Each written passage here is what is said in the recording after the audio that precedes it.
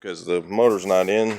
So I had the sunroof panel with some rust here, and what happens is it gets stuck between these two layers of metal, and I've been just opening it up right now. There's a little bit of rust here, which is rusting from the inside out, but I'm probably not gonna, because it's an area you don't really see it.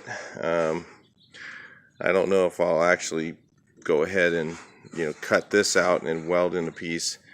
I'll probably grind it from the other side and use some epoxy putty on this end, and make sure it's all treated and all that stuff is stopped. But I'm going to show you this step by step, so if you guys have the same thing on your sunroof panel, that you're not going to throw this thing away. You're just going to go ahead and fix it.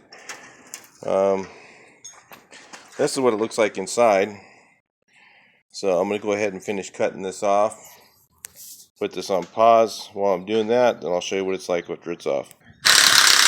Alright, so I'll go ahead and I've opened this up. You can keep, hang on. So I've opened this thing up, and I checked this out. Look how much rust is in here. And what I'm worried about is the back side of this panel, how badly it's rusted. Because it doesn't look that bad, and then there's wherever there's a rust bubble from the outside, it needs to be cut out completely because it's rusting from the inside out. So, and this is what the back side of the metal looks like. So if you have something like this, you're gonna have to cut this out completely. And then the thing is you could butt weld this in, but at least if you're gonna do it, you want to put your metal from the inside and overlap weld is what I'm gonna do, and then just fill it. But you could butt weld a piece in if you really wanted to do that.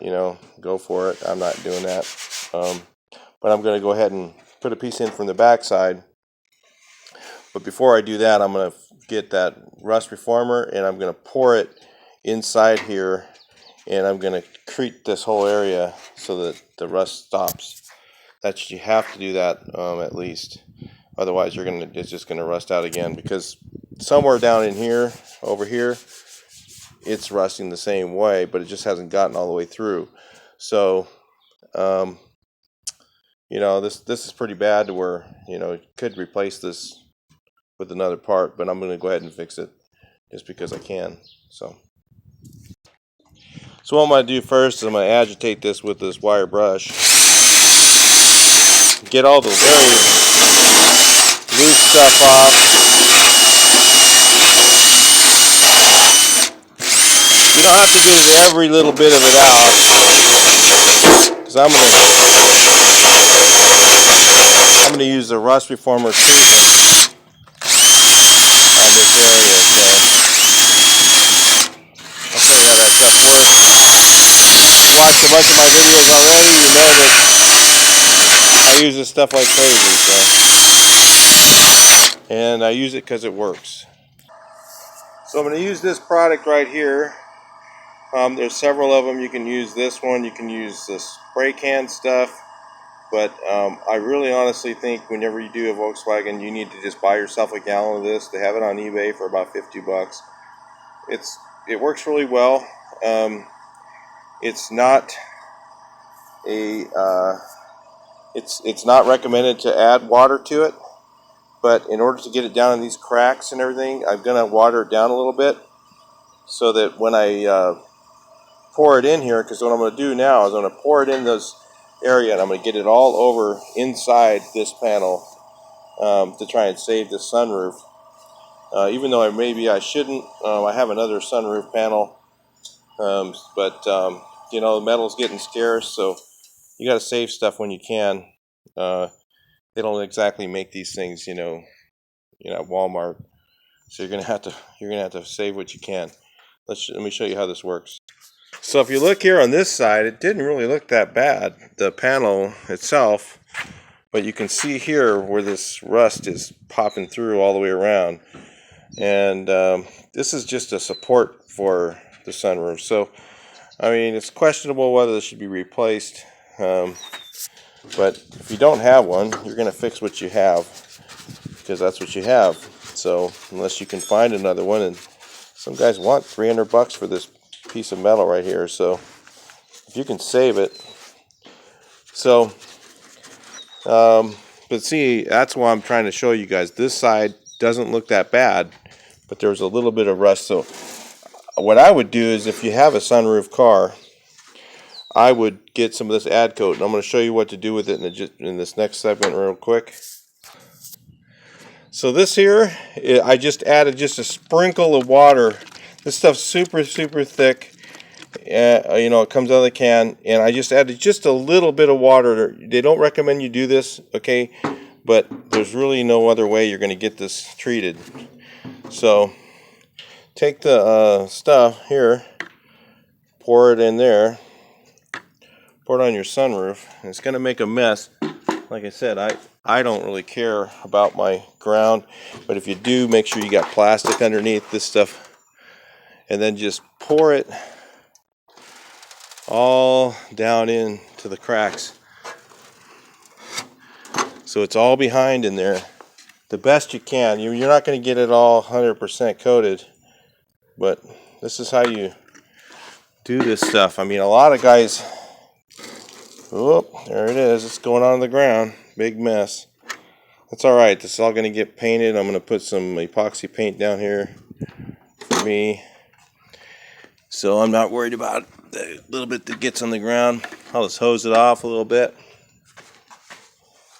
You guys working on mom's concrete, or working on your wife's concrete, better cover up or she'll be mad. So anyway, this is how you get it down in the cracks, is just pour it down there, water it down a little bit, pour it on there, and this has phosphoric acid in it. You could just use acid by itself.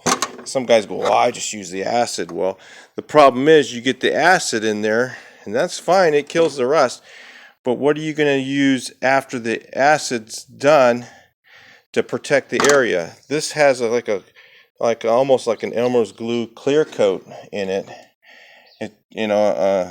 Basic water-based clear coat that's in it. So once I get it all in the corner like this, then what I'm going to do is tip it over, and what I'm trying to do is coat this side of it. And I'll show you what this stuff looks like. It takes about 10-15 minutes. I'm hoping my pause will work long enough if I put it in the sun to show you guys what this stuff looks like after it's dry. So I'll use a brush, shove it into the corners and everything. You can even see a couple places right here it was getting in there. So I'm trying to get as much as I can into these corners underneath between the two sections of metal, to try and get this thing treated so that it'll last a little while. And then take it and tip it up this way, tip it that way.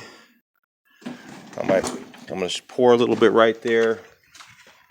You know, get this stuff, make sure try and get it everywhere you can. I'm going to pour a little bit here. It's going to leak through a little rust hole. I'm going to let it run down the side. You're inside there now. See, it's coming out over here. So I know I got that pretty well treated along there. See, it's like lava.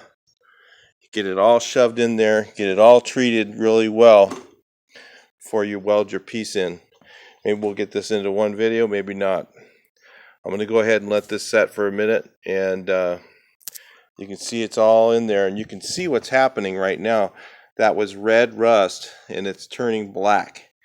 When it's turned all black, it becomes a non-rusting surface. So, you know, ad coat, if you don't water it down, actually guarantees their product. They're out of Florida, if you want to look them up on the internet. I just ordered it, and I really like the way it works. I've used a few of them, like Permatex makes one, a couple others make them, and they're a lot more expensive. They don't really sell it by the gallon. You can get it at O'Reilly Auto Parts in a quart, you know, and Permatex has it. But you know, it's going to cost, you're going to need a whole gallon eventually to do the whole car, because you're going to do a bunch of areas with this stuff. Alright, so I'm going to tell you guys that this part is definitely tough. Getting the metal pieces lined up, get them in the holes, and shoving it in from behind is the way to do it. You don't want to overlay this, because if you overlay it, I might just go ahead and fill in the gap right here myself. If you overlay it and you have that metal in there, your roof may not fit. You got a very low profile in there. It's not very low, but you know, there's only an amount that you're going to be able to, there's only a specified amount that you're going to be able to mount up over this, and it's not going to be very much. So I'm going to underlay my metal underneath like this and then weld it in. Alright, so you can see this stuff is just pouring out of every little orifice right here. I've really got it about everywhere you can get this. As it's blue, then it turns black. If you can see here, that's dry. It does take several hours for it to dry, but I'm trying to get this all in a video for you guys so you guys can see. Look at every little hole it's coming out of, little cracks in here it's coming out of. It's coated all behind in there, so this thing shouldn't rust again. Yeah, it's treated somewhere along the lines. This lost its coating on the underneath side, because you know, look at the paint's not that bad, and the rest of the car, there's almost no rust on the whole car. It's really kind of weird, but that's a VW. They did some weird things. So anyway, there's the patch. I'm going to go ahead and weld that guy just like that, and I'm just going to fill in the gap. And I want some metal behind here, then I'll just use plastic filler from there. So here's my metal for this one. I couldn't get it in there all the way. I got this one in, but it's kind of butt welded against the edge here. I've got a pretty good sized gap here. This will be fine. It's not going to crack Bondo or anything. I'm using a 22 gauge metal because I need it to be thin to tuck in behind. So, you know, it's a repair. It's not new. But it'll probably last a lot longer than the original one did, because overlapped is stronger. So I'm giving it a little more strength by, you know, by overlapping it, but I'm losing a bit by using thinner metal. Again, the reason for using the thinner metal is, you see I've got this piece overlapped. So, you know, you don't want to get too much room going inside. Then I can clamp this down to hold it down, and this end will be kind of butt welded, but this end will be overlapped. So it'll end up being pretty strong when it's done, and it should be a decent repair. It should last for years. This is the way. I mean, if you don't have a sunroof, you know, new panel, then or another panel that might be just as bad as the one you took out, but you can't see it because it's all on the inside. That's how you can fix it. So I'll cut this little piece here, and I gotta shove it in there, so I'll probably just take this to the metal brake and cut that real quick. So one of the things I found to get it tucked in the sides is use a hammer and a screwdriver and just kind of hold it in the middle and kind of hammer on the end of your screwdriver and kind of pinch it, and it kind of scratches it, but it pushes it up underneath. So I can't do that with one hand here, but that's the way to get it to tuck underneath pretty good. So I got this all tucked underneath here. I got this tucked underneath. I'm going to put a little tiny piece in there, a little corner. Then I'm going to start welding this up. Alright, so this is what I ended up with here. I ended up shoving a little corner piece in using the hammer and screwdriver method. Boy, that just works fantastic, by the way. And I'm just going to go ahead and burn this in here. What I'm going to do here is probably, wherever it's overlap welded, I'll spot weld about every 1/4 inch on center. And then wherever it's butt welded, I'll probably just go ahead and run a bead. It's going to be a little bit tough because this is pretty thin metal. It doesn't need to be 100% welded all the way across. As long as you have it about in those specs, you're probably going to be okay as far as cracking your Bondo. So I've done a 1/4 inch on center for years, and I've never had Bondo that cracks. So anyway, let's do some welding. So we're welding it up right now, and I notice it's very poppy with this. I'm just telling you guys this because when you go to weld this, you're going to have a lot of feedback from that rust reformer. So you could even do the rust reformer part, do the part behind here and then pour it all in there after you get the panel piece in. It might be even easier. But I'm noticing that's all. I mean, look at the bubblegum welds I'm getting. But they're sticking. It's just, it's just not going to be pretty. So if you're looking for it to be real pretty before you bond to it, you might be in for a little challenge. Because just trying to get them to adhere is the hardest part. Because of the gases from the rust reformer are fighting you. Just let you know that. Well, it might be messy, but it's penetrating. That's the most important thing. I even did clean the metal, but it's still, the gases from this are very difficult to weld. So that's kind of what it looks like after you get done. This is a little low. Of course, when you weld, it warps a bit, so I might have to shove something behind there and push that up just a little bit. I'll probably use one of my paintless dent removal tools. This one came out really flat, nice. Probably have to knock it down just a little bit because you need it to be just a little bit low so you can put your Bondo over there and then it won't crack in a line along the edge. Because your filler should be out about where the grinding is. I'm going to have to grind to put the filler on. You got to grind out way out here, way out, right, way out here. And then your filler should feather past your repair. Because if you just go right up and just fill just the hole, it'll crack right at that edge because it's a weak point. It has to go past that just a bit. That's probably hot right now, so your filler should be about out here where my thumb is. So if you put the filler on and it's not there, then you needed to knock it down a little bit more and then refill it. So anyway, I'm going to go ahead and grind out all the stuff out of these cracks. You got to get all this paint, or this isn't even paint, this is actually paint lock metal that I use so that on the back side it's treated so that it won't rust, but it'll rust wherever there's welds. So even, if you did the part where you put the ad coat on afterwards, it wouldn't be too bad, but I would definitely do the area behind the repair first. So if you wanted to do that afterwards, it might be a little bit easier to weld, but you might not get it on there, and then that ad coat would be on the part behind your welded area, so it might last a little bit longer. But hopefully you guys are going to keep these things in garages after you do restoration. This is just a repair. This isn't a new car. This is a restoration, not, you're not going to make it brand new again. That's for the guys who are spending $100,000, to have their car painted and butt weld all the pieces in. And then you're doing it for the next generation. Why would you spend, all your money for the next guy who's going to own the car?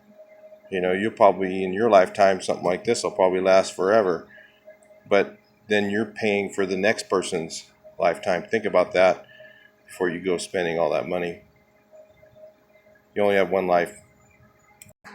Alright, so it's all ground down. I'm going to go ahead and finish grinding this out of the cracks. My grinder's so hot right now, I'm not going to be able to do it in this video. But then I'm going to have to strip this whole panel because there's so much paint on here. I got to take it all down. It's all checked. Look at that surface. I got to strip that down, then I'll go ahead and do my filler. I don't think you guys need to watch that part of it. I'm going to straighten this out a bit because it's kind of low right there. Push that back up a little. And then get this thing started, fill it up, and then you'll see that on the car later on.